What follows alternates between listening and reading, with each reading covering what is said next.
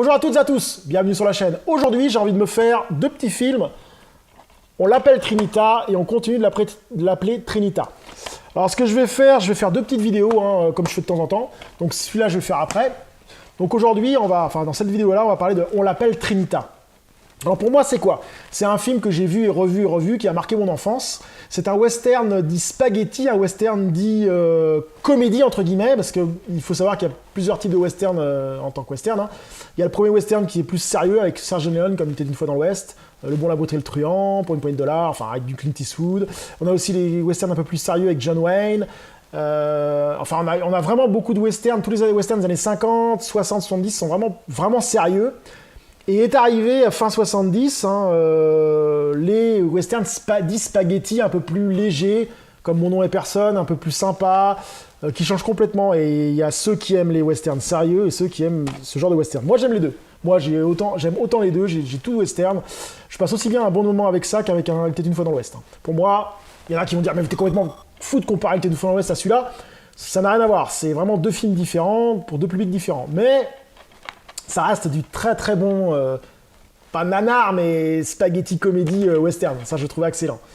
Après, Bud Spencer et Terence Hill, ils ont une mauvaise réputation sur certains films. Hein. Il y a des films qui sont vraiment nanars, qui sont fandards. Mais moi, j'ai toujours le plaisir à voir ces putains de films, comme de Super Flic, par exemple, ou Père et Impair, je me rappelle. Enfin, il y a des films qui marquent. Hein. Ceux-là m'ont marqué. Donc, on va voir tout de suite ce que c'est. Trinita, alias Terence Hill, tireur émérite, retrouve par hasard son frère Bambino, Bud Spencer, qui a usurpé l'identité du shérif local.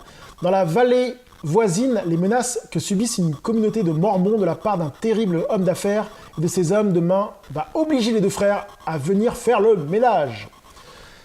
Donc voilà, donc j'en ai de très bons souvenirs. C'est un film pour moi comique, hilarant. C'était pas mal. On va voir si c'est toujours le cas en 2022. C'est parti. Donc je viens de finir On l'appelle Trinita. J'ai passé encore un agréable moment à voir ce film. Hein. C'est un film hyper comédie. Rien que l'intro avec le cheval là qui le tire, là on le voit sur la pochette, hein, ici là.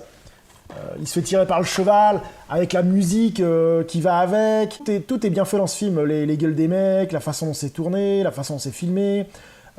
C'est vraiment excellent. Hein. Ça se rapproche énormément d'un Mon nom est personne, un peu moins bon quand même. Mais quand même, hein, j'ai encore passé un bon moment avec Terence Hill et Bud Spencer.